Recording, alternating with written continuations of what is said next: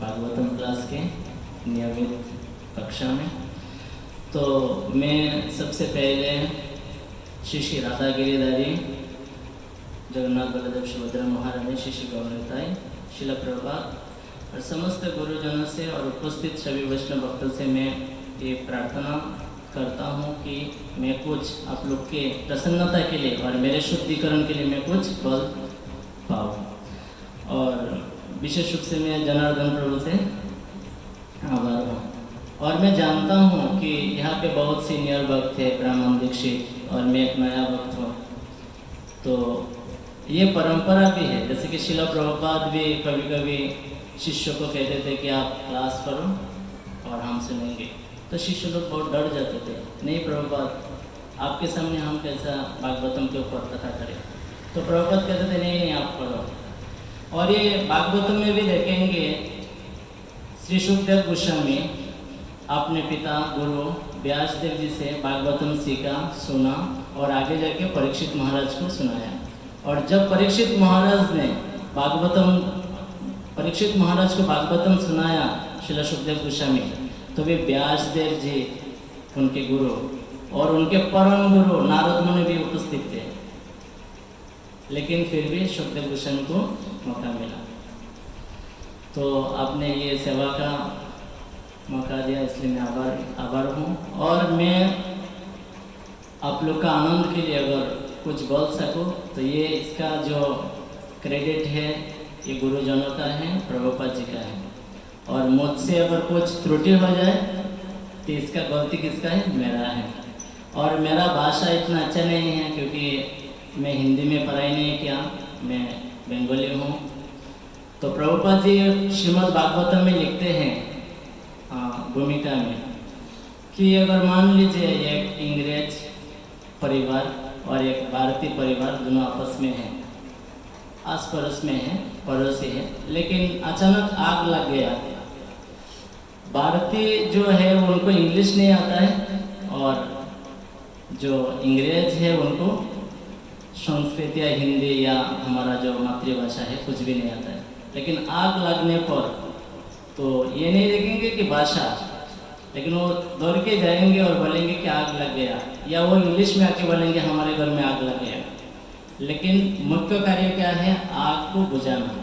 ना कि यहाँ पे अगर बोलेंगे, प्रभुपाद जी बोलेंगे कि अगर भाषा सीखने लग जाएंगे तब तक तो जल जाएगा। तो ये है। तो प्रभुपाद जी कह रहे थे कि ये इस बात को प्रभुपाद जी इसलिए कह रहे थे कि मैं भागवतम को इंग्लिश में लिखने जा रहा हूँ। इंग्लिश एक मैलेज भाषा है और इसके ऊपर पूरा संस्कृत को लिखना है इतना आसान काम नहीं है, क्योंकि इंग्लिश में इतना वर्ड नहीं है जितना संस्कृत में है, हमारे भाषा में है। जैसे कि उदाहरण के लिए इंग्लिश में बड़े को भी यू, छोटे को भी यू, गुरु को भी यू कहते हैं, और हमारे इसमें आप, तुम। तो इसमें भाषा का तारतम्य है, ऊपर नीचे है, लेकिन इंग्लिश में ऐसा ऊपर नीचे नहीं है। तो प्रभुपाद जी कहते हैं फिर भी मैं प्रयास कर रहा हूँ मैं श्रीमद् भागवतम को बताने के लिए इंग्लिश में, और आप लोग समझने का प्रयास कीजिए।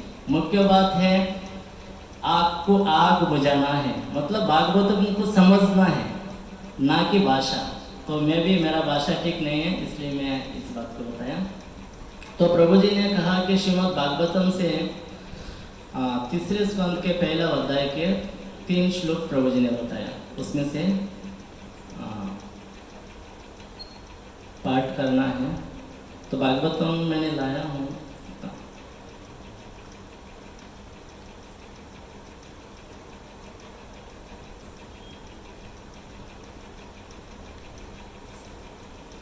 तो एक में तात्पर्य नहीं है और बाकी में तात्पर्य 2 में है।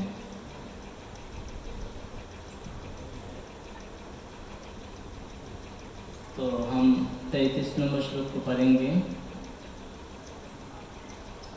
कच्चित् शिवं देवभुजपुत्र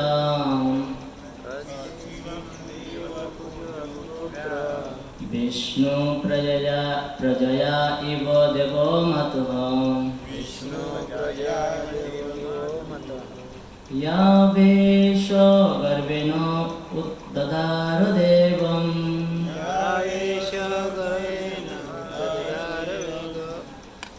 त्रय त्वयि यथा यज्ञ विधानमर्थम।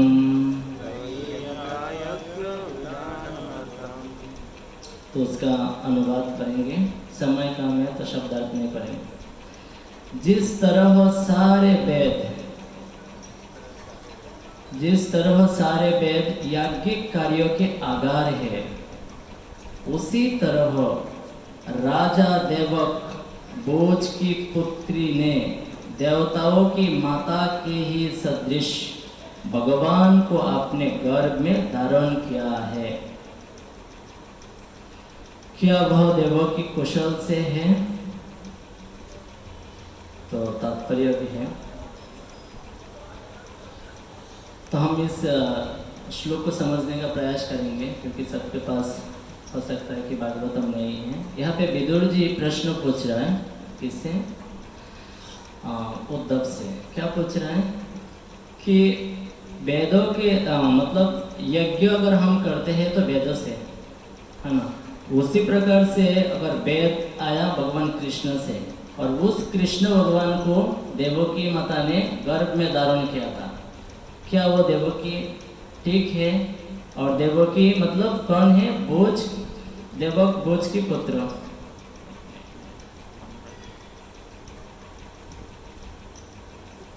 देवकी माता का गुणगान हो रहा है कि देवकी कितना महान है जो भगवान कृष्ण को अपने गर्भ में धारण किया।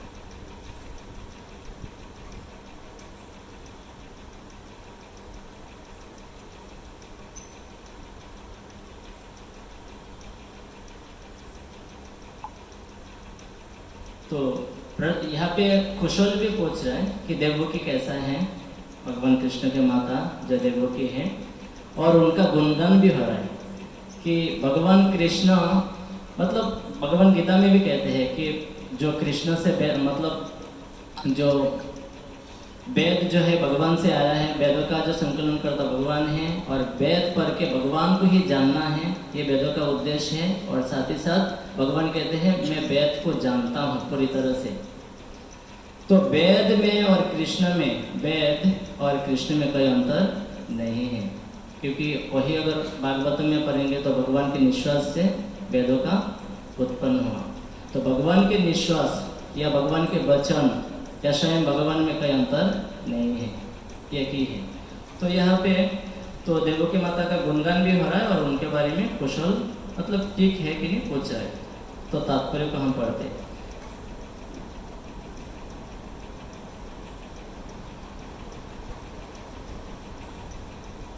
तो तात्पर्य, सारे वेद दिव्य ज्ञान तथा आध्यात्मिक मोह से परिपूर्ण है। इस तरह भगवान कृष्ण की माता देवकी ने वेदों के साक्षात अर्थ रूप में भगवान को अपने गर्भ में धारण किया। वेदों में तथा भगवान में कोई अंतर नहीं है। वेदों का सदृश भगवान को समझना है और भगवान साक्षात वेद है। देवकी की तुलना अर्थपूर्ण वेदों से तथा भगवान की तुलना उनके उद्देश्य से की गई है। तो हम 34 नंबर श्लोक को पढ़ेंगे। अपिसित अस्ते भगवान सुखम भौम यः सात्वतं कामो दुगः अनिरुद्धः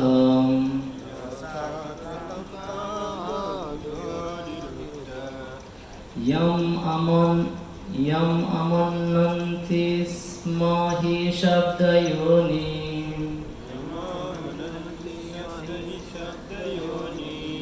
मन अयं सत्यं तुर्य तत्तमः।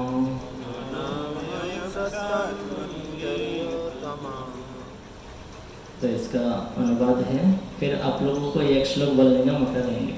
तो इसका अनुवाद इस प्रकार से, क्या मैं पूछ सकता हूँ कि अनिरुद्ध कुशलता पूर्वक है, वह शुद्ध भक्तों की समस्त इच्छाओं की पूर्ति करने वाला है और प्राचीन काल में से ऋग्वेद का कारण मन का सृष्टा तथा विष्णु का चौथा स्वांश माना जाता है।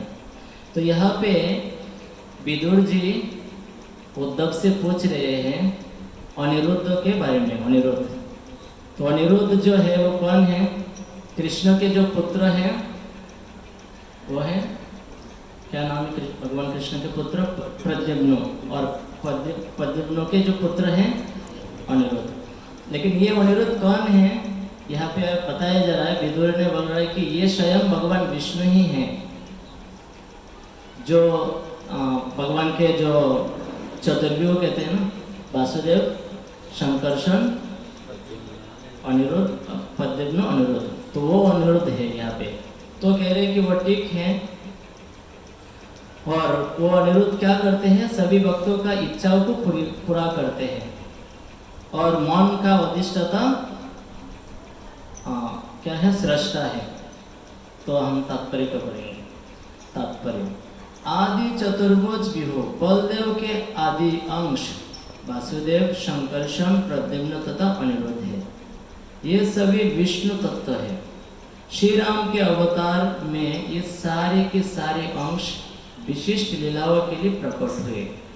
भगवान राम वासुदेव है, और शंकरषण, प्रद्युम्न तथा अनिरुद्ध उनके भाई थे। उनके भाई कौन थे? राम, भरत, लक्ष्मण और शत्रुघ्न। तो ये चारों जो विष्णु हैं, राम अवतार में चारों के चारों भगवान विष्णु आए थे। तो भागवत में पूरा वर्णन है, भगवान कृष्ण से बलराम आए हैं, और बलराम से फिर 4 विष्णु आए हैं, जिनके नाम है वासुदेव, शंकरषण और अनिरुद्ध, प्रद्युम्न। तो ये रामलीला में चारों के चारों आए थे। अनिरुद्ध महाविष्णु के कारण भी हैं, जिनके श्वास से ऋग्वेद प्रकट हुआ। तो वेद किससे प्रकट हुआ? भगवान अनिरुद्ध से। अनिरुद्ध महाविष्णु जो है, जैसे कि 3 विष्णु हैं, आपने सुना होगा, गर्भदक्षायी, कारणोदक्षायी, गर्भदक्षायी और क्षीरोदक्षायी। उनमें से जो महाविष्णु है, कारणोदक्षायी विष्णु, वो अनिरुद्ध से आया है, और अनिरुद्ध से ही वेद प्रकट हुआ। तो इसमें मतलब महाविष्णु से ऋग्वेद प्रकट हुआ। तो महाविष्णु कहाँ से आया? अनिरुद्ध से आया। तो कितना देखिए भगवान कितना महान है। भगवान के निश्वास से भी सारे के सारे वेद प्रकट हो गए, जो हम वेद को पूरा जीवन पढ़ेंगे तभी नहीं समझ सकते हैं, और भगवान के निश्वास से उत्पन्न हो। तो आगे देखिए क्या कहते हैं। मार्कंडेय पुराण में इसकी सुंदर ढंग से व्याख्या हुई है। भगवान कृष्ण के अवतार में अनिरुद्ध उनके पुत्र के रूप में उत्पन्न हुए। तो ये जो अनिरुद्ध जो है विष्णु तत्व है। तो मार्कंडेय पुराण में इसका वर्णन है, प्रभुपाद जी लिखते हैं। द्वारिका में भगवान कृष्ण आदि वैभव के वासुदेव अंश है। आदि भगवान कृष्ण गोलोक वृंदावन कभी नहीं छोड़ते। समस्त अंश एक ही विष्णु तत्व है, और उनकी शक्ति में कोई अंतर नहीं है। तो यहाँ पे बहुत एक टेक्निकल वाला बात बताया प्रभुपाद जी ने, जो नया है समझ नहीं पाएंगे। प्रभुपाद जी कहते हैं कि जो वासुदेव है वो गोलोक वृंदावन के कृष्ण हैं, लेकिन जो वृंदावन में रहने वाला कृष्ण है, श्याम सुंदर, नंद महाराज और यशोदा के पुत्र, ये कभी भी वृंदावन को परित्याग नहीं करते हैं। तो जो नया है तो बोलेंगे कृष्ण भी अलग अलग है, तो उसमें हम चर्चा नहीं करेंगे।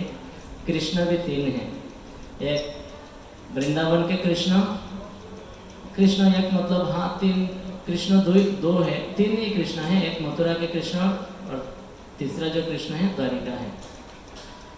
तो एक पूर्णतम।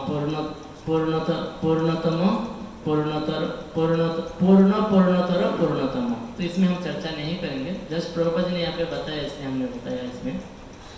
लेकिन एक बात ध्यान रखिएगा, भगवान कृष्ण में और राम में या विष्णु तत्व में अंतर नहीं है, क्योंकि सभी विष्णु तत्व एक ही है।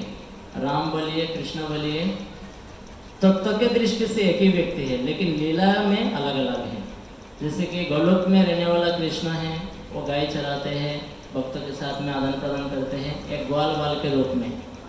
मतलब घर में आप लोग जैसा रहते हो, कितना भी बड़ा ऑफिसर है, लेकिन अगर घर में आते हैं तो सादा सीधा कपड़ा पहन के बच्चों के साथ खेलते हैं। तो उसी प्रकार से परम भगवान कृष्ण गोलोक वृंदावन में इस प्रकार से लीला करते हैं। और मथुरा में राजकुमार के रूप में कंस को मारते हैं, बहुत सारे दुष्ट को दमन करते हैं। और द्वारिका में पूरा द्वारिका देश के रूप में तो ये अलग अलग लीलाएं हैं। और द्वारिका में आने के बाद भगवान ने पूरा विवाह किया 16,108, फिर राजकरण किया, लोगों को शिक्षा दिया आचरण से। तो अलग अलग लीला है, बाकी विष्णु तो एक ही है, तो इसमें कोई भ्रमित होने का कोई कारण नहीं है। तो अभी तीसरा नंबर जो श्लोक है हम उसमें पाठ करेंगे। अपि सीतयन्ने च निज आत्मदैवम्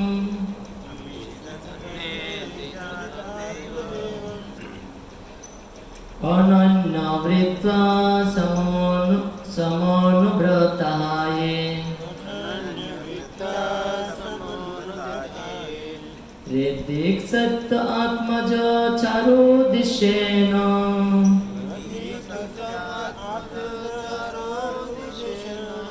गद आदय षष्ठी चरन्ति शन्मा।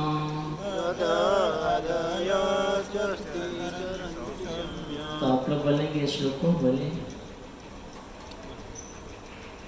एक्चुअली मैं एक ही साथ में पूरा श्लोक को नहीं पढ़ा, छोटा छोटा करके। तो आपको अगर पढ़ना है एक ही साथ में तभी पढ़ सकता है, कोई दिक्कत नहीं।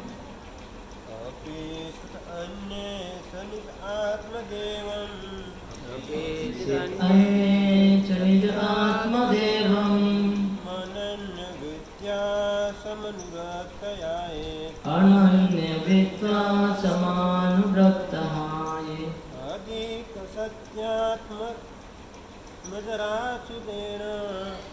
ऋद्धिक्सत्यात्मज चारुदिशेन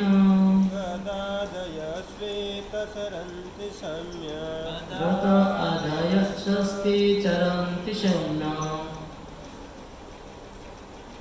माता जी कोई बोलेंगे तो इसका अनुवाद पढ़ते हैं। हे भद्र पुरुष, भद्र पुरुष किसको कह रहे हैं? उद्धव जी को, विदुर जी। हे भद्र पुरुष, अन्य लोग यथा ऋतिक, चारुदेशन, गद तथा सत्यभामा का पुत्र जो श्री कृष्ण को अपने आत्मा के रूप में मानते हैं और बिना किसी विचलन के उनके मार्ग का अनुसरण करते हैं, ठीक से तो है। तो इसमें तात्पर्य नहीं है।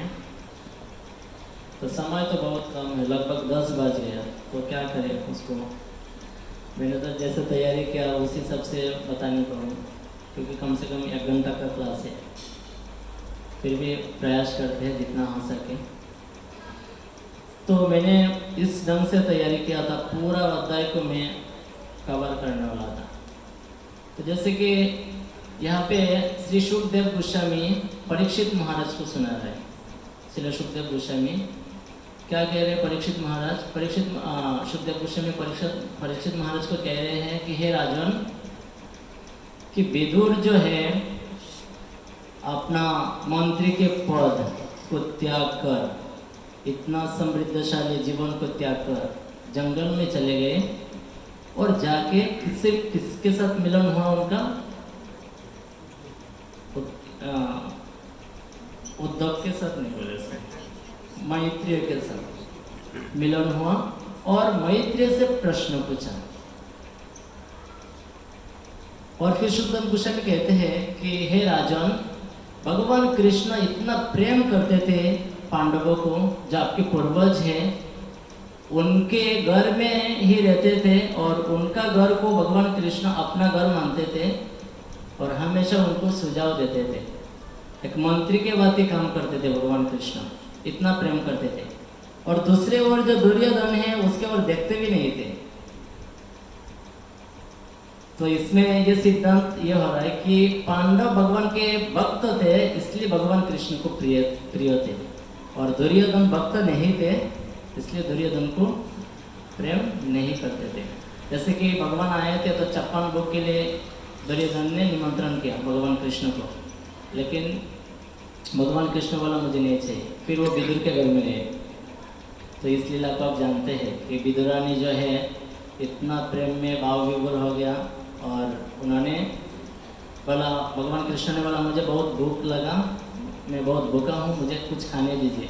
तो उन्होंने केला लिया और केला को फेंक दिया और चिल्का को खिलाने लगा और भगवान बड़ा प्रेम से खाने लगा। और विदुर आया घर पे, देखा कि विदुरानी इस प्रकार से कर रहा है तो बोला पागली ये आप क्या कर रहे हो, केला को फेंक रहे हो और चिल्का दे रहे हो। तो भगवान कृष्ण हंसने लगा। भगवान बोला कि विदुर, केला में जो स्वाद है इससे कहीं गुना अधिक स्वाद है इस चिल्का में। क्यों? भगवान भाव ग्रही जनार्दन, भगवान जो है भक्तों का भाव को स्वीकार करते हैं। भगवान को खिलाने वाला बहुत है, सहस्र लक्ष्मी है ब्रह्मा जी कहते हैं, वो लाइन से रहते हैं सेवा के लिए। और हमारे मंदिर में भी गिरिधरी का सेवा के लिए माता जी लोग लाइन में रहते हैं। परिणाम रूप में कहते सेवा दीजिए सेवा दीजिए। हमने खुद आंखों से देखा और सभी को सेवा मिलते नहीं है। तो भगवान के सेवा करने वाला बहुत है, पर भगवान क्या देखते हैं, उनका भाव क्या है। तो फिर सुखदेव गोस्वामी क्या सुना रहा है, सुखदेव गोस्वामी कहते हैं कि है उन्हें, इसके बाद फिर सुखदेव गोस्वामी कुछ नहीं कहते। फिर परीक्षित महाराज कहते हैं कि हे गुरुदेव, हे सुखदेव गोस्वामी, मैं जानना चाहता हूँ कि विदुर और मैत्री का जब मिलन हुआ और ये दोनों महात्मा थे और भगवान के शुद्ध भक्त है विदुर, तो उनका जो प्रश्न है बहुत ही सार्थक, मतलब सार्थक होगा, बहुत महत्वपूर्ण होगा। किसका प्रश्न? विदुर का। तो मैं उसको सुनना चाहता हूँ, जानने के लिए मैं इच्छुक हूँ। तो ये परीक्षित महाराज ने कहा। तो परीक्षित महाराज में यहाँ पे भी एक सिद्धांत है कि अगर महान व्यक्तियों में जब वार्तालाप होता है पूरा जगत का कल्याण होता है। और इसका प्रमाण क्या है? श्रीमद् भगवत गीता, भगवान श्री कृष्ण और अर्जुन के संवाद। और जिस संवाद को पढ़ के करोड़ों लोग, हजारों लोग, हजार करोड़ों लोग भविष्य में जाएंगे और करोड़ों लोग भगवान के धाम जा रहा है कि नहीं? इस संवाद को सुन के जीते जी सुख का अनुभव कर रहा है और शरीर को त्यागने के बाद भगवान के धाम जाएंगे। तो ये है महान दो व्यक्ति जब मिलते हैं और उनका जो वार्तालाप होता है, तो ये फायदा है। तो ये परीक्षित महाराज के मन में ये इच्छा हुआ कि मैं जानना चाहता हूँ कि विदुर भगवान के शुद्ध भक्त है और विदुर ने प्रश्न पूछा मैत्री को, तो ये जरूर कुछ महान प्रश्न होगा जिसके द्वारा मेरा भी कल्याण हो जाएगा और पूरा जगत का कल्याण हो जाएगा। तो विस्तार से बताइए। फिर ये एक परंपरा है। क्या परंपरा है? सुखदेव गोस्वामी सुना रहा है किसको? परीक्षित महाराज को। थोड़ा टेक्निकल है जो नया है, ध्यान से सुनिए। और दूसरा जो परंपरा है यहाँ पे सुध गोस्वामी सुना रहा है किसको? शौनक आदि ऋषियों को। और ये सुध गोस्वामी कब सुना था श्रीमद् भागवतम को? जब श्रील सुखदेव गोस्वामी परीक्षित महाराज को सुना रहे थे श्रीमद् भागवतम, तभी सुध गोस्वामी भी था। और वही सुध गोस्वामी जब नैमिषारण्य से जा रहे थे तो 28,000 मुनि ऋषि यज्ञ करने के लिए एकत्रित हुए। तो सुध गोस्वामी को देख के उन्होंने प्रणाम किया और यज्ञ को बंद किया। और उनका यज्ञ करने का ये आशय था कि कलयुग आ रहा है, बहुत पाप करेंगे लोग, तो सभी के हित के लिए हम यज्ञ करेंगे, 1000 साल यज्ञ करेंगे। पर जैसे सुध गोस्वामी को उन्होंने देखा, शौनक आदि ऋषियों ने तुरंत यज्ञ में आग में पानी डाल दिया और उनको व्यासासन में बिठाया और बोला कि हम जानते हैं आप महात्मा हैं, कि वो आप सुखदेव गोस्वामी से श्रीमद् भागवतम का पता सुना और हमें ये सुनाइए। और सुध गोस्वामी सुनाना प्रारंभ किया। तो क्या सुना रहा है? वही सुना रहा है जो सुखदेव गोस्वामी परीक्षित महाराज को सुनाया था, और हम अभी सुनेंगे। तो सुखदेव गोस्वामी कहते हैं कि ये जो अभी प्रश्न पूछा था, विदुर जंगल में क्यों गए और जाके क्या प्रश्न पूछा? किससे? मैत्री से। तो सुखदेव गोस्वामी आगे विस्तार से वर्णन करेंगे कि विदुर जंगल में क्यों गए। क्योंकि विदुर तो मंत्री थे, तो मंत्री होने के नाते तो जंगल में नहीं जाना चाहिए था, फिर जंगल में क्यों गए, वन में क्यों गए? तो इसका विस्तार से सुखदेव गोस्वामी सुनाएंगे। तो सुखदेव गोस्वामी क्या कहते हैं कि हे राजन सुनो। मतलब कौन सुना रहा है? सुध गोस्वामी शौनक आदि को। और सुध गोस्वामी किससे सुना था? सुखदेव गोस्वामी से। तो बात वही है, दोनों एक ही है। मतलब सुखदेव गोस्वामी जो बात परीक्षित महाराज को सुनाया वही सुध गोस्वामी सुना रहा है नैमिषारण्य के ऋषियों को। तो क्या सुना रहा है सुखदेव गोस्वामी, क्या कह रहे हैं कि ये जो धृतराष्ट्र है ये बेईमान पुत्र के संग उसका पालन पोषण करके उसका जो अंतःकरण के दृष्टि वो भी अंधा हो गया था, और वो जन्म से तो अंधा था।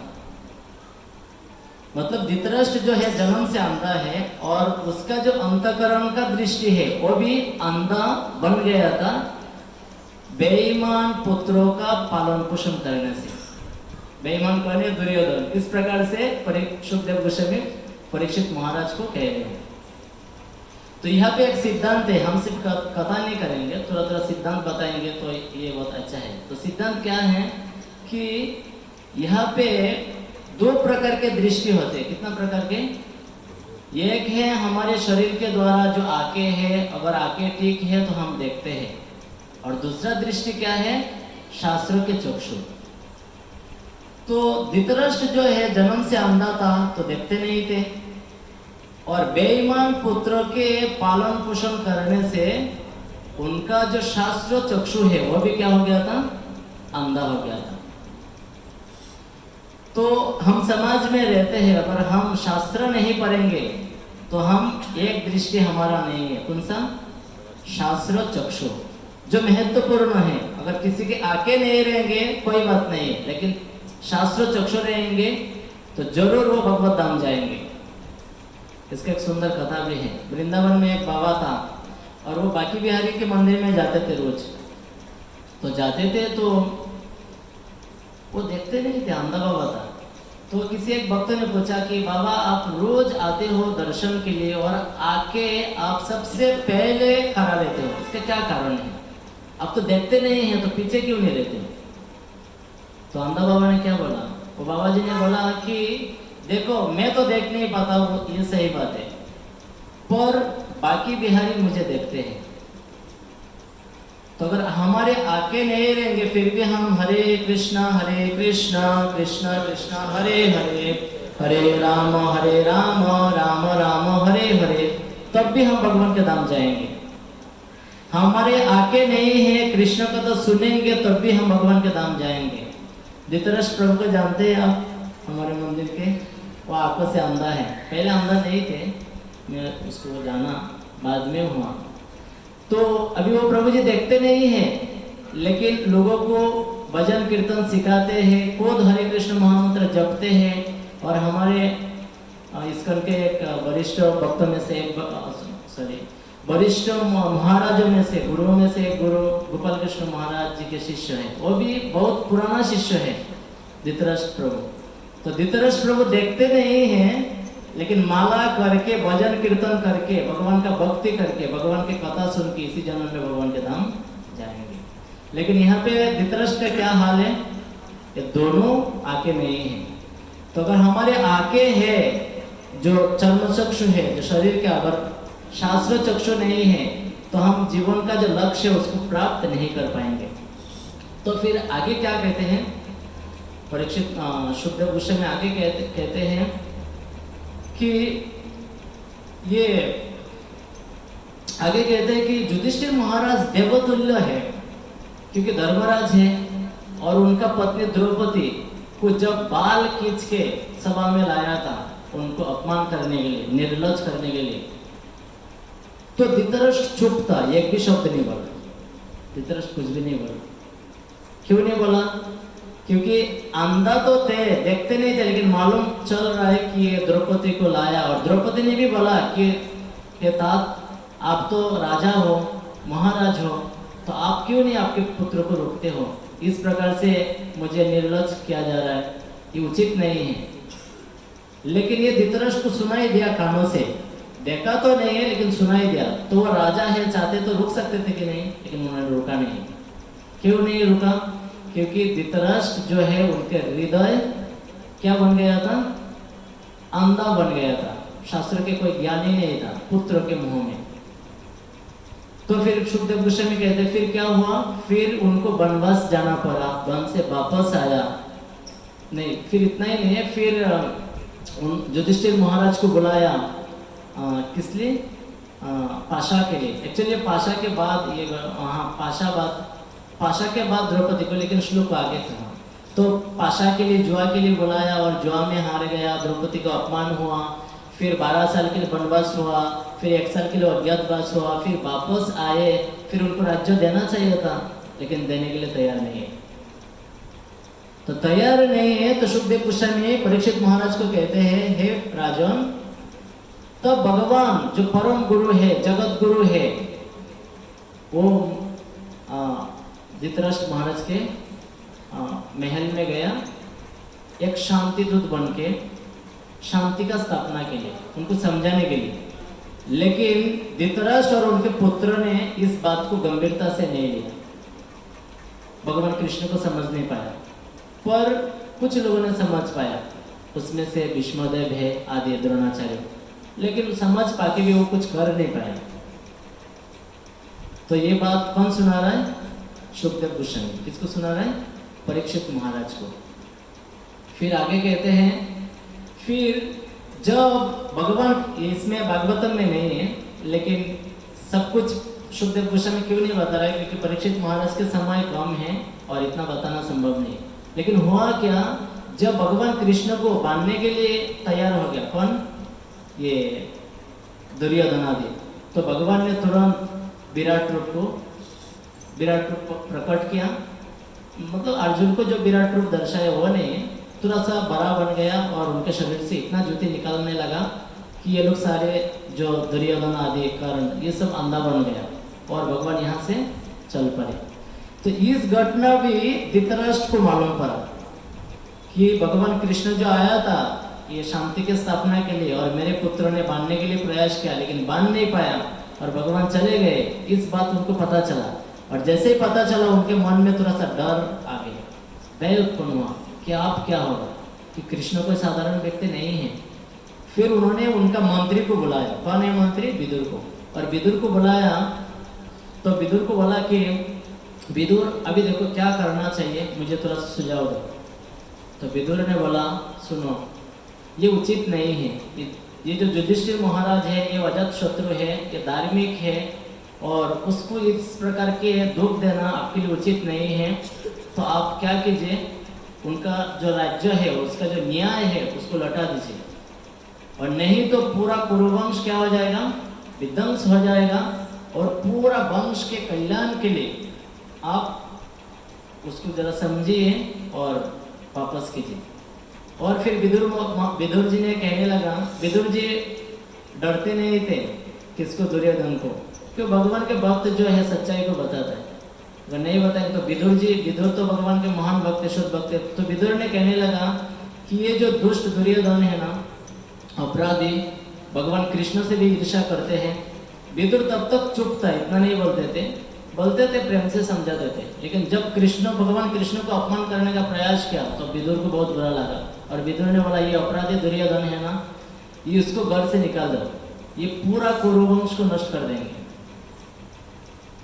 लेकिन ये बात दुर्योधन ने, कर्ण ने और उसके भाइयों ने और शकुनी ने सुना, और दुर्योधन को इतना गुस्सा आया, और गुस्सा आके बोला वो, ये दासी पुत्र को किसने बुलाया यहाँ पे?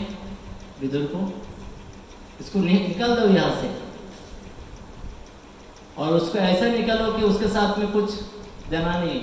और विदुर जी को बुरा तो नहीं लगा, लेकिन उनको कान को ऐसा लगा कि बाण चुभ रहा है।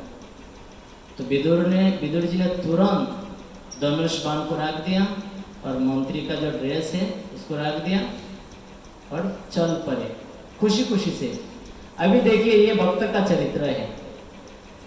वो लोग मंत्री बनने के लिए कितना प्रयास करते हैं, कितना मारामारी करते हैं कि नहीं? कितना प्रयास करके फिर कोई मंत्री बन जाता है तो सोचते हैं कि ये बहुत बड़ा सफलता प्राप्त कर लिया है। सफलता तो है भौतिक दृष्टि से, मान सम्मान मिलेगा, फिर पावर पोजीशन आ गया, वो तो है, पर आध्यात्मिक दृष्टि से बहुत बड़ा सफलता नहीं है। विदुर यहाँ पे शिक्षा दे रहा है। विदुर ने 1 सेकंड में इस मंत्री का पद को त्याग दिया और खुशी खुशी से निकल गया, और भगवान को बोला थैंक यू, धन्यवाद। और एक शब्द भी उसके बाद धृतराष्ट्र को नहीं बोला, ना तो उनके पुत्र को बोला। यह है विदुर का चरित्र। तो विदुर आखिर में कौन है? विदुर और कोई नहीं है, साक्षात यमराज है, धर्मराज है, जो नरक लोक के इंचार्ज है। तो नरक लोक में जब हम ज़्यादा डिटेल चर्चा नहीं करेंगे, नरक लोक में बहुत सेवा करते करते विदुर के मन, यमराज के मन में ये भाव आया कि मैं भी थोड़ा सा कृष्ण कथा भक्तों के संग में बैठ के सुनूं, बहुत मैं सेवा कर लिया हूँ, मैं एकदम मुक्त होके भक्तों का संग करना चाहता हूँ। जैसे कि आप लोग ऑफिस में जाते हो, हालांकि ये पूरा कर्म कृष्ण के लिए है, लेकिन फिर भी मन में इच्छा आता है कि मैं कैसे पूरा फ्री होकर भक्ति करूँ, आता है कि नहीं? इसलिए वानप्रस्थ 50 साल के बाद फ्री होकर भक्ति करना, इसका तैयारी अभी से करना चाहिए गृहस्थ भक्तों को। और ब्रह्मचारी जो है उसको तो फ्री मिल ही गया। तो विदुर जी के मन में ये प्रश्न, मतलब ये इच्छा उत्पन्न हुआ कि मैं थोड़ा फ्री होकर भजन करना चाहता हूँ। भजन तो करते हैं विदुर, ये यमराज, कि वो 12 महाजन में एक महाजन है, भगवान के शुद्ध भक्त है। तो उन्होंने सोचा मैं थोड़ा फ्री होकर करना चाहता हूँ।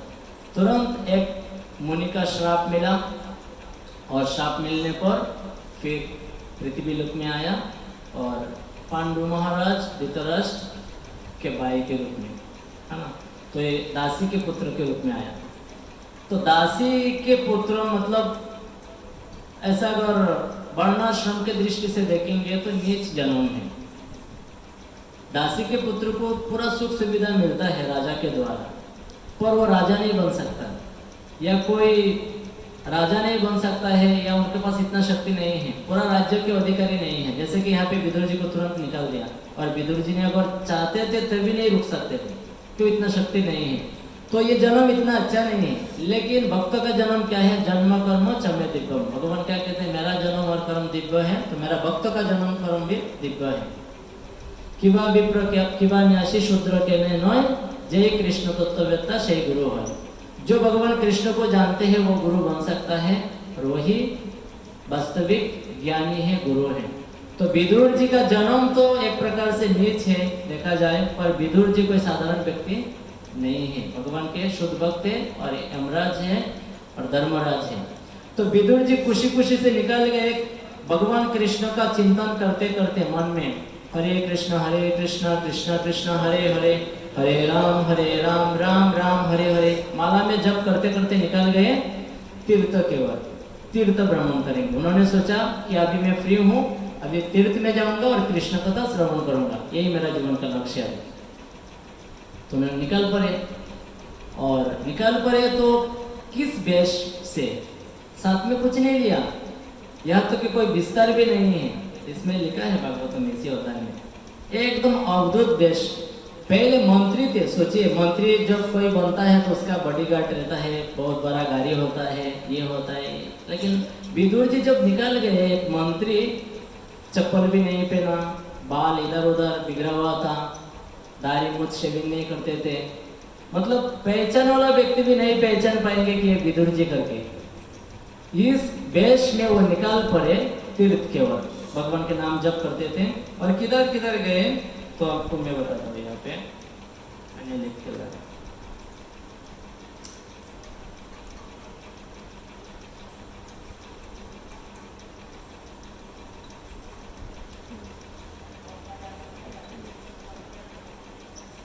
तो अयोध्या, द्वारिका, मथुरा और प्रवास क्षेत्रों, और फिर सरस्वती नदी के तट से होकर 11 तीर्थ स्थल को भ्रमण किया। पूरा वर्णन है इस अध्याय में, श्लोक में, हम तो विस्तार से चर्चा नहीं कर सकते, समय नहीं।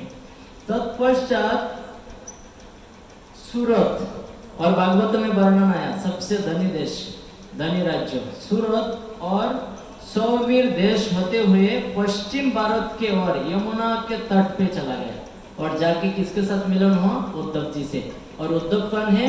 भगवान कृष्ण के शुद्ध भक्त है, नित्य पार्षद है। वो दोनों का मिलन होता है किसके साथ? उद्धव जी के साथ। तो विदुर जी के उम्र में ज्यादा है और उद्धव छोटा है, मानो बाप बेटा जैसा। तो विदुर जी जानते थे कि उद्धव कौन है, ये भगवान के शुद्ध भक्त है, नित्य पार्षद है। तो उन्होंने इसलिए उनको आलिंगन किया, प्रणाम तो नहीं किया क्योंकि थोड़ा शिष्टाचार भी होता है, तो उन्होंने प्रणाम तो नहीं किया। तो विदुर जी ने आलिंगन किया, आलिंगन किया, और विदुर उद्धव से प्रश्न पूछने लगा। तो आगे इसी अध्याय में वर्णन आएंगे, उद्धव से ये भी बोलेंगे कि भगवान कृष्ण, जब वो मालूम पड़ेगा कि भगवान कृष्ण स्वधाम चले गए और भगवान कृष्ण ने अंतिम समय जाने से पहले उद्धव जी को भागवतम सुनाया, तो बोलेंगे आप ज्ञान दीजिए। तो उद्धव बोलेंगे नहीं नहीं, मैं आपको ज्ञान नहीं दे सकता क्योंकि मैं छोटा हूँ आपसे। तो मैं एक बता रहा हूँ कि जो मैत्री ऋषि है वो भी सुना था, जब मुझे सुनाया था भगवान कृष्ण ने भागवतम, क्योंकि वो भी पास में था। तो उनके पास जाइए तो वो आपको ज्ञान देंगे पूरा, तब जाके वो जाएंगे किसके पास? मैत्री ऋषि के पास। तो वो तो वर्णन नहीं है ये श्लोक का, जहाँ तक हमने श्लोक लिया है। तो उद्धव से क्या पूछते हैं विदुर जी? विदुर जी पूछते हैं कि हे उद्धव, आप बताइए कृष्ण बलराम कैसे है? कृष्ण बलराम जो शूरसेन और उनके जो वंशज है पूरा भयभीत थे, और उनके वंशज में भगवान कृष्ण अवतार लेके उनका भय को दूर किया, वो कृष्ण बलराम कैसे हैं? ये पहला प्रश्न पूछा, कुशल पूछा कृष्ण। फिर दूसरा, दयालु वसुदेव कैसे है, जो अपने बहन के प्रति पितृतुल्य व्यवहार करते हैं और अपने पत्नी के साथ हमेशा हंसमुख रहते हैं। तो यहाँ पे पत्नी के साथ हंसमुख रहते हैं, ये बात क्यों बोले? विदुर जी ने इसका एक कारण है, प्रभुपाद जी तात्पर्य में लिखे, तो मैं पढ़ा था। प्रभुपाद जी लिखे कि विदुर जी वसुदेव के कई अनेक पत्नी थे, 12 या 13 पत्नी थे, और उनमें से एक पत्नी का नाम था रोहिणी या पौरवी। तो ये रोहिणी जो है विदुर के बहन है, किसका? विदुर जी का। तो विदुर जी का बहन होने के नाते तो उन्होंने बोला कि पत्नी के प्रति भी वो हमेशा बहुत प्रेम करते हैं पत्नी से, हंसमुख रहते हैं, मुस्कान से बात करते हैं। तो विदुर जी ये बात इसलिए बोला है कि वसुदेव के गुणगान करते हुए, हर किसी को अच्छा लगता है जब हमारा बहन का जो शादी होता है, अगर वो बहन का पत्नी अच्छा है तो उनकी खुशी से हमें भी खुशी मिलता है। तो विदुर जी खुश थे वसुदेव के प्रति, क्योंकि वसुदेव इतना अच्छा थे। और उसके बाद फिर उन्होंने पूछा प्रद्युम्न कैसा है, जो कामदेव के अवतार है, जो स्वयं कामदेव है और भगवान कृष्ण के पुत्र के रूप में आए हैं, वो कैसे हैं? फिर आगे क्या पूछते हैं? आगे पूछते हैं कि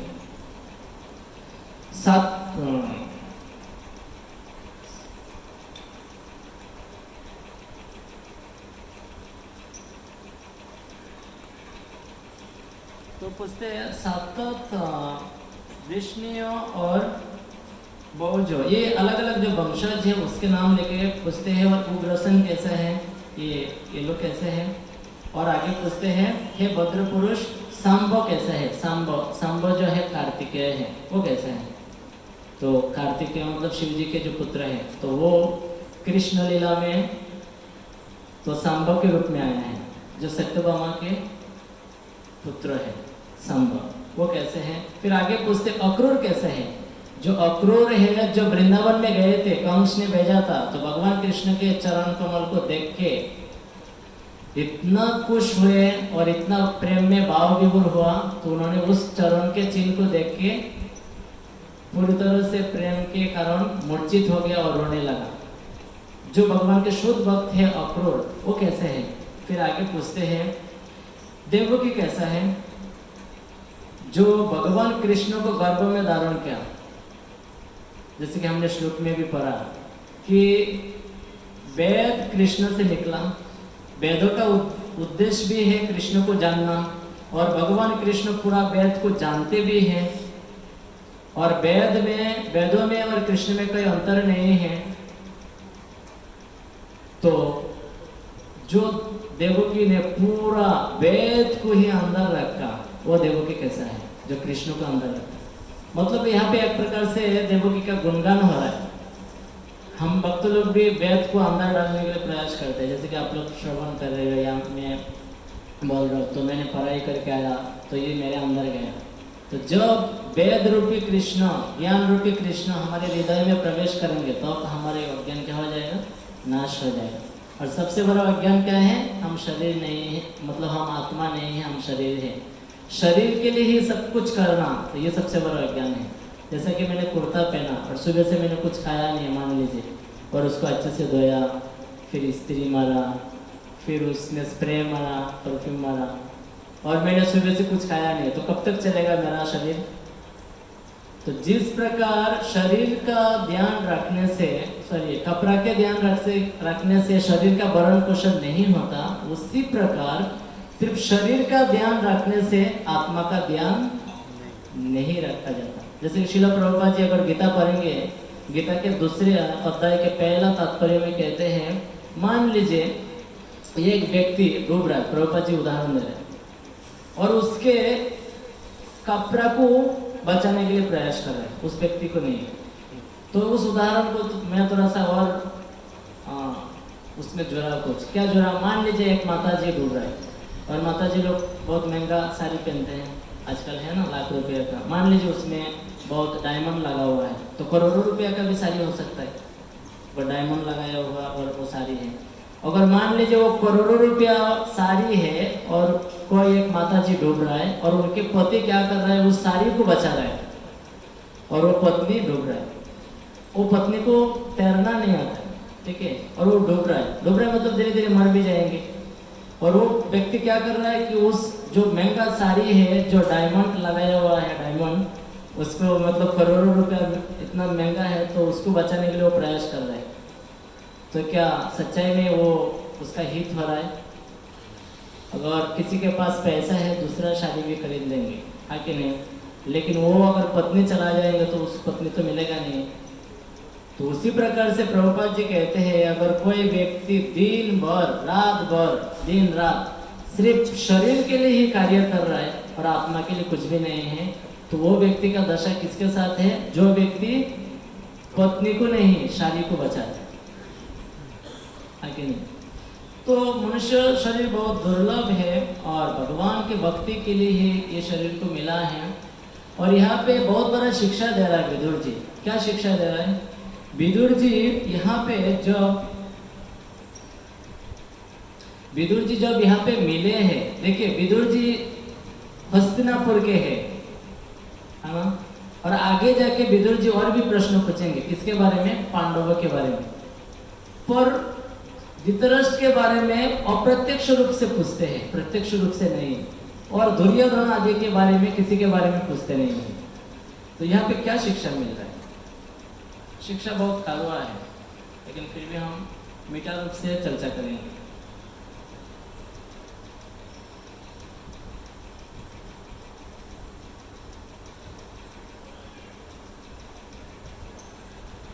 विदुर जी ये शिक्षा दे रहा है कि अगर हमारे सागे संबंधी भक्त नहीं है, तो ये कोई काम का नहीं है। क्या नहीं है?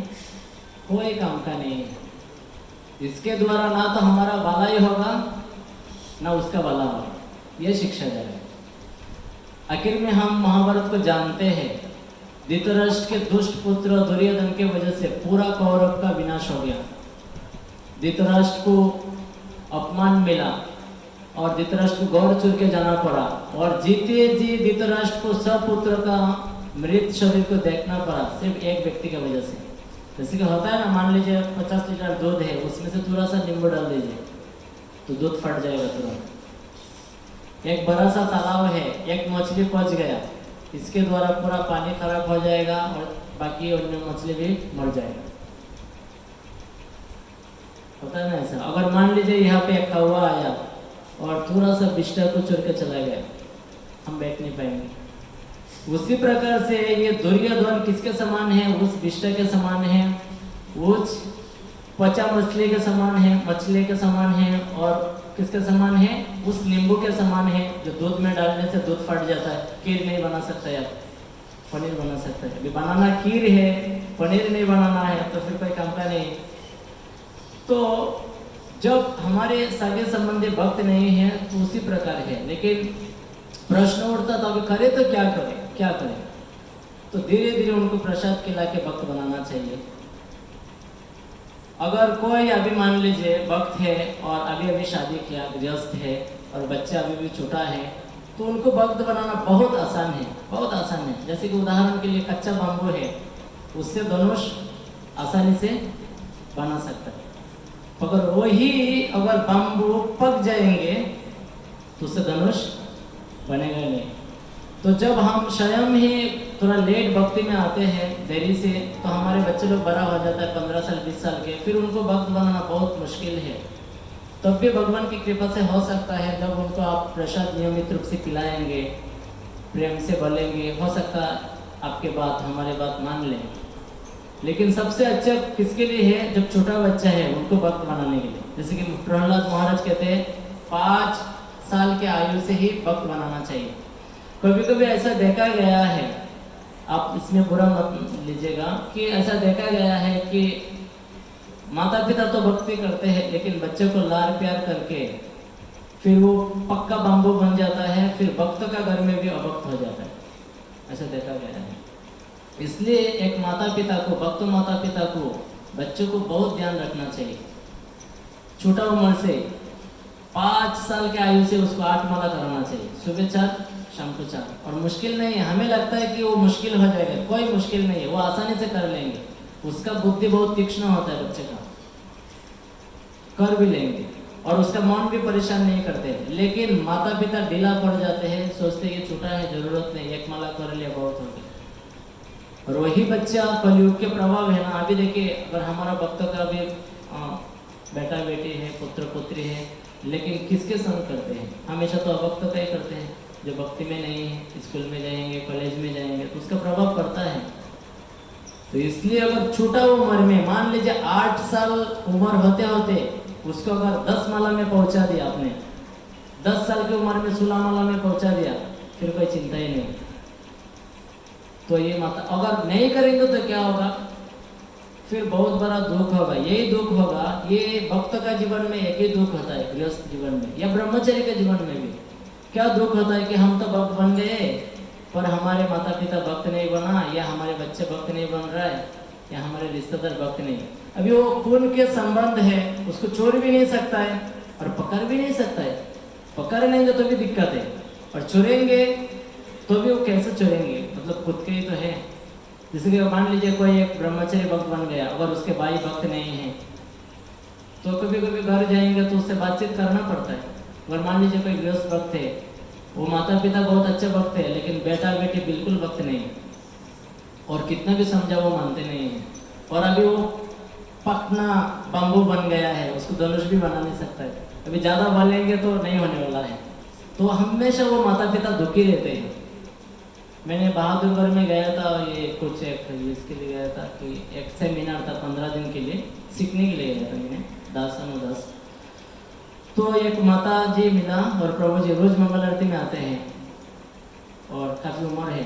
उनके बेटा शायद क्या पढ़ाई करता है, बीटेक या एमटेक कुछ तो बताया उन्होंने, या इंजीनियरिंग जो भी कुछ करते हैं, लेकिन बेटा भक्ति में रुचि नहीं लेते। 1 माला करते, 1 माला भी नहीं करते।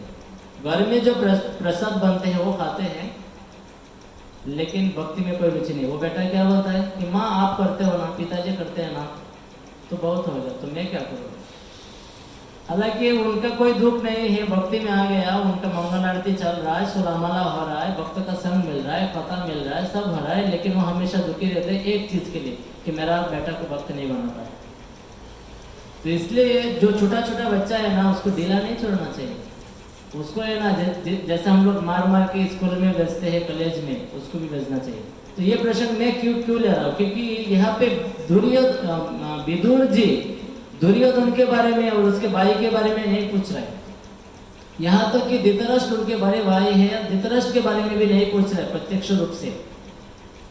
धृतराष्ट्र में और विदुर में बहुत प्रेम था, हालांकि दोनों का स्वभाव विरोध है, फिर भी विदुर ने बहुत सेवा किया इसका धृतराष्ट्र का। और धृतराष्ट्र भी विदुर के बात नहीं मानते थे, लेकिन भाई के रूप में उनको बहुत प्रेम करते थे कि मेरा भाई है। कहते हैं ना कि सुनो सबका और करो अपना मन का। तो धृतराष्ट्र वही करते थे, हमेशा सलाह लेते थे क्या करना चाहिए। विदुर आप तो बड़ा ज्ञानी हो, बताओ, आप तो शास्त्रों को जानते हो, तो विदुर जी भी बहुत चतुर थे, मालूम है कि मेरा भाई ये नालायक है, ये कुछ करेगा नहीं है, लेकिन मेरा काम है बताना, तो बता दूंगा। तो बताते थे सब कुछ, जैसे कि बताया ना कि आप उसको निकाल दीजिए दुर्योधन को, या उसको दुर्योधन को बात मत मानिए, आप महाराज हो, आप कुछ भी कर सकते हो। ये सच बात है। एक दुर्योधन क्या करेगा, वो राजा नहीं है। अगर मान लीजिए धृतराष्ट्र ने बोल दिया कि इस दुर्योधन को अभी बंदी बनाया जाए, हो गया काम। तुरंत विदुर मंत्री है तो विदुर ने बोल देंगे इसका सेनापति को कि बनाओ उसको बंदी। अभी वो क्या करेगा, अभी हजारों सैनिक है महाराज के पास, और एक दुर्योधन क्या करेगा, 10,000 में 20,000 का भी अगर शक्ति रहेगा तो क्या करेगा। एक भीमसेन को भी अगर वो तो मान लीजिए धृतराष्ट्र ने बुला दिया कि अगर इसी के साथ कोई लड़ने वाला नहीं है, ठीक है भीम को बुलाओ, भीम उसको जेल के अंदर डाल देंगे, कोई बात नहीं, बात खत्म। तो ना तो महाभारत में युद्ध होता, ना तो सब पुत्र मरते, लेकिन पुत्र के मुंह की वजह से उन्होंने कुछ नहीं किया। तो सिद्धांत यही है कि हमें भक्ति करना चाहिए, और हमारे बेटा बेटी बहुत बड़ा बन गया है तो धीरे धीरे उसको धनुष बनाने का प्रयास करना चाहिए, प्रसाद खिला के मंदिर में लेके जाना है। और अगर हम स्वयं नहीं बनाए तो हमें प्रयास करना चाहिए। शास्त्र करने का मतलब क्या है, सुनना भी भक्ति है, शुद्धिकरण भी होता है, और सुनने के बाद जीवन में उतारना ये सबसे बड़ा काम है कि हम धीरे धीरे प्रयास करें, 1 माला करें, 2 माला करें, धीरे धीरे शुरू करें। प्रभुपाद जी तात्पर्य में लिखते हैं भगवद गीता के कि अंतिम समय भी अगर कोई दृढ़ता पूर्वक भक्ति शुरू करेंगे तो भगवत दम जाएंगे। जैसे कि यहाँ पे प्रभु जी है, यहाँ पे पीछे काफी उम्र हो गया, अगर इस उम्र के व्यक्ति भी अगर 16 माला करने लग जाएंगे, प्रामाणिक गुरु से दीक्षा ले लेंगे, मान लीजिए जीवन भर, मतलब ऐसे कहना नहीं चाहिए, कोई आनंद तो नहीं है, फिर भी मान लीजिए कोई व्यक्ति पूरा 50 साल तक मौज मस्ती किया, पिया खाया, बहुत कुछ किया, लेकिन 50 साल की उम्र में भक्ति में आया, और 50 साल की उम्र में भक्ति में आके भी इसी जन्म में भगवान के धाम जा सकता है। प्रभुपाद जी कहते हैं गीता के दूसरे अध्याय के लास्ट श्लोक के तात्पर्य में कि भगवान के धाम जाने, भगवान को प्राप्त करने के लिए 1 क्षण चाहिए। कितना चाहिए? 1 क्षण। और करोड़ों जन्म अगर प्रयास करेंगे तब भी नहीं जा सकता भगवान के धाम। 1 क्षण में जा सकता है, और करोड़ों जन्म अगर प्रयास करेंगे तब भी नहीं जा सकता है। तो कितना आश्चर्य लग रहा है बात को, 1 क्षण में जा सकते। 1 क्षण में जाने का मतलब क्या है, 16 माला करने लग गया, 4 नियम पालन कर रहा है, कोई पाप नहीं कर रहा है, कृष्ण सब कुछ है, इस मनोभाव आ गया, सेवा करना शुरू किया तो मुक्त पुरुष बन गया। और करोड़ों जन्म में कैसे नहीं जाएंगे, 1 माला करते हैं, 2 माला करते हैं, चलो इतना क्या जल्दी है, तो आराम से जाएंगे, घूम घाम के जाएंगे, और 2-4 जन्म के बाद जाएंगे। तो ऐसा करेंगे तो करोड़ों जन्म लग जाएगा। कैसे लग जाएगा? करोड़ों जन्म। वो एक बार कोई हरे कृष्ण बोल दिया तो वो तो पशु जन्म में नहीं जाएंगे। किसी ने एक बार माला पकड़ लिया तो पशु जन्म में तो नहीं जाएंगे। किसी ने गीता सुन लिया, पशु जन्म में नहीं जाएंगे। किसी ने एकादशी व्रत का पालन कर लिया, पशु जन्म में नहीं जाएंगे। जगन्नाथ जी का दर्शन कर लिया तो पशु जन्म में नहीं जाएंगे। पर उनका जो भक्ति का गाड़ी है बहुत स्लो चलेगा, क्योंकि उतना घूम घाम के जाना चाहता है, घूम के। तो हो सकता है 2 जन्म लगेगा, 10 जन्म लगेगा, 20 जन्म लगेगा। लेकिन बुद्धिमानी क्या है, पूरा प्रयास लगाना चाहिए 1 जन्म में जाने के लिए। तो फिर भी नहीं होता है, कुछ अटक गया, फिर दूसरे जन्म में भक्ति करेंगे, पट करके निकल जाएंगे। इस कर्म में बहुत बड़ा बड़ा व्यक्तित्व दिखाई दे रहा है। ये लोग पिछले जन्म में भक्ति करके आया, ऐसा ही नहीं कि इतना उनका नाम हो गया, बहुत बड़ा प्रचारक बन गया, बड़ा यश मिल गया, और उनका आचरण भी अच्छा है, तो ये 1 जन्म का फल नहीं है। ये पिछले जन्म में बहुत अच्छे भक्ति करके आया, थोड़ा सा बच गया था, फिर इस जन्म में मिल गया जन्म, और इसी जन्म में भक्ति करके पट करके निकल जाएंगे भगवान के। तो श्रील भक्ति विनोद ठाकुर भी भजन में गाते हैं। अभी ज़्यादा नहीं, 2-5 मिनट ले लूँगा, तो फिर मेरा भी तो कुछ इच्छा होता है ना, क्योंकि बद्ध जीव हूँ, तो मेरा इच्छा पूरा हो जाएगा, इसलिए आपका 5 मिनट लूँगा और फिर क्लास को यहाँ पे समाप्त करूँगा। तो ये भजन में गाते हैं, देखिए कितना प्रामाणिक भजन है। आमार बलिते प्रभु आर किछु नाई, तुमी आमार माता पिता बंधु भाई। तो श्रील भक्तिविनोद ठाकुर कहते हैं, हाँ भक्तिविनोद ठाकुर क्या कहते हैं, अमार बोलिते प्रभु आर किचु नाई, हे भगवान कृष्ण, हे मेरे प्रभु, मेरा कुछ भी नहीं है। फिर क्या कहते हैं, तुम्ही अमार माता पिता बंधु भाई, आप मेरे माँ हो, आप मेरे पिता हो, आप मेरे बंधु हो, आप मेरे भाई हो, मतलब आप ही सब कुछ हो। फिर आगे क्या कहते हैं, बंधु दारा सुत सुताम तब दासी दास, সেই তো সম্বন্ধে সবে আমার প্রয়াস।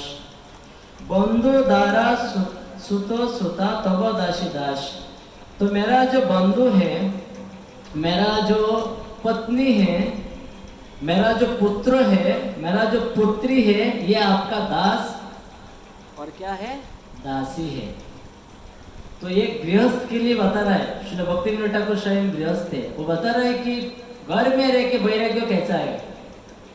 जरूरी नहीं है कि ब्रह्मचर्य आश्रम जॉइन करने से वैराग्य आएगा, गृहस्थ आश्रम में भी वैराग्य आ सकता है, लेकिन उसका कला सिखा रहा है कौन, भक्तिविनोद ठाकुर। क्या कहते हैं, मेरा जो पत्नी है, मेरा जो पुत्र है, और मेरा जो सागा संबंधी है, जो भी हमारे रिश्तेदार है, और ये सब क्या है, आपके दास है और दासी है।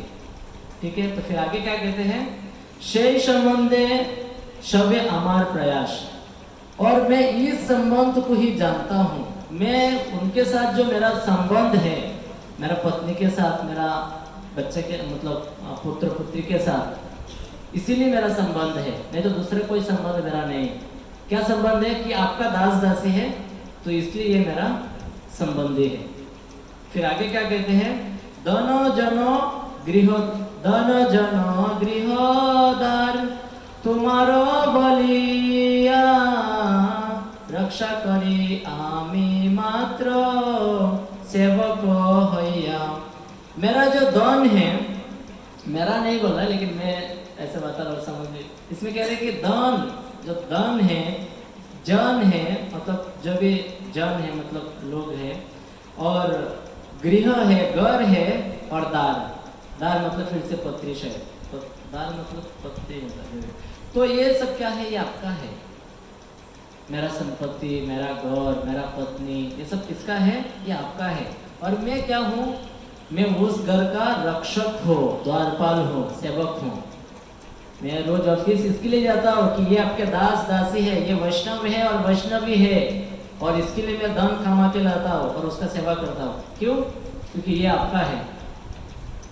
तो घर में रह के हुआ कि नहीं वैष्णव सेवा, मतलब मेरा कुछ भी नहीं है, जो कुछ भी है ये आपका है, और ये संबंधी भी आपका है, घर भी आपका है। घर मतलब जगन्नाथ जी घर में है, तो घर का मालिक कौन है, जगन्नाथ जी। तो कितना मतलब सरल है भक्ति, कोई कठिन तरी ना है इसमें। वही बता रहा है श्रील भक्तिविनोद ठाकुर, कितना आसान है। ये भजन को अगर गा के अगर हम रोज गाएंगे, तो ये भजन हमें भगवत धाम लेके जाएंगे, वैराग्य सिखाएगा, मतलब किस भाव से घर में रहना चाहिए। चलिए, ये नियम होता है, मंदिर में भी ये नियम है, दिल्ली में तो ये है, कितना डोनेशन रोज आता है उसका स्कोर बताया जाता है। बाहर के लोगों को पता नहीं चलेगा, इसका एक हिसाब है स्कोर का, तो ये पॉइंट बताता है, ये पॉइंट इतना लक्ष्मी उन्होंने लाया। तो हमारे मंदिर में लक्ष्मी के बारे में बताया नहीं जाता है, क्या बताता है, कितना बुक डिस्ट्रीब्यूशन हुआ। लेकिन ये प्राचीन काल में वही होता था कि मंदिर में जो भी धन आता था तो रोज भगवान को बताया जाता था, भगवान आज ₹1,00,000 डोनेशन आया है, उस भक्त ने लाया है, उस व्यक्ति से मिला है, और ये आपका घर है, हम आपके सेवक है, ये धन आपका है। तो भगवान सुनते थे, ठीक है, अच्छा ठीक है। तो वही भाव क्या है, घर में भी होना चाहिए। भगवान अभी इस महीने में मेरा ₹1,00,000 इनकम हुआ, ये आपका है, इसमें से मैं लड़की का पढ़ाई के लिए, लड़का का पढ़ाई के लिए, घर का रेंट है, या घर का जो है घर खरीदा है, तो उसमें ये खर्चा किया, ये किया, तो इतना बचा है। मैंने कुछ मंदिर में दान दिया है, कुछ सत्संग के लिए दिया है, कुछ साधु को दान दिया है, अभी मेरे पास इतना बचा है, तो ये भविष्य के लिए मैं रख रहा हूँ। आपके जो दास दासी है, मेरा पत्नी और बच्चा, तो उसका शादी कराएंगे, तो ये भविष्य के लिए। तो भगवान बोले ठीक है रखो, कोई बात नहीं। तो कितना आसान है, तो ये तरीका है। तो ये पहले होता था, ऐसा ही करते थे लोग, क्योंकि घर के मालिक कौन है? जगन्नाथ है। जगन्नाथ जी आपको क्या आज खाना है? तो इस प्रकार भाव अपनाने से भगवान बोलते हैं। हालांकि मेरा अनुभव नहीं है, मैं ऊपर से बता रहा हूँ, लेकिन अगर इस प्रकार से भगवान को बोलेंगे तो भगवान हृदय में रहते हैं। मत्त स्मृति ज्ञान अपहरणम से, तो भगवान प्रेरणा देंगे, आज मुझे ये खाना है। और खास करके माता जी को ही बोलेंगे मुझे ये खाना है ना। तो ये है घर के स्वामी भगवान। फिर आगे क्या कहते हैं, अभी 2-4 लाइन है, जल्दी करेंगे। तुम्हारो कार्य तरे ऊपर जीवदान, तुम्हारो संसारे वे परिवहन।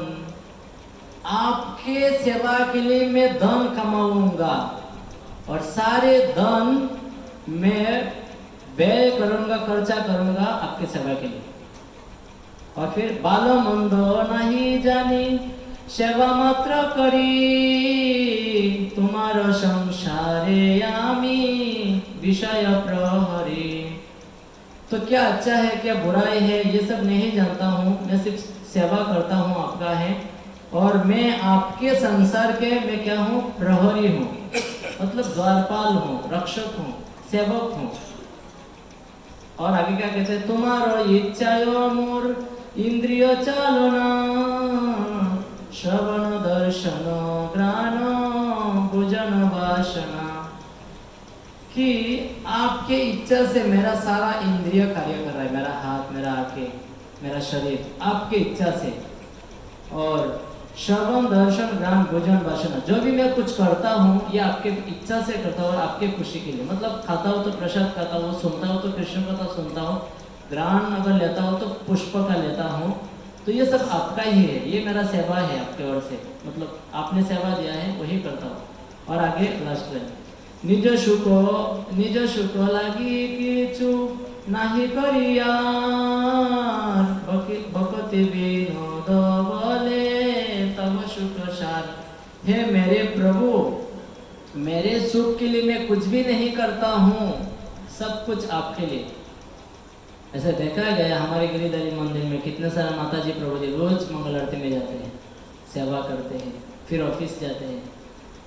तो उनका जीवन कितना तपस्या का है, लेकिन तपोदिव्यम पुत्र का ये न सत्य, मतलब मनुष्य शरीर मिला है तपस्या के लिए, तो घर में रह के भी तपस्या करते हैं। तो बस यहाँ पे हम क्लास को समाप्त करेंगे, प्रश्नोत्तर तो नहीं लेंगे। और ठीक है, श्रील प्रभुपाद की जय, आप सभी भक्त की जय, श्रीमद् भागवतम की जय। चलिए, हमने क्लास भी लेट शुरू किया है ना, अगर 9 बजे शुरू करता तो एकदम टाइम पे एकदम समाप्त करता है। ठीक है, हरे कृष्ण।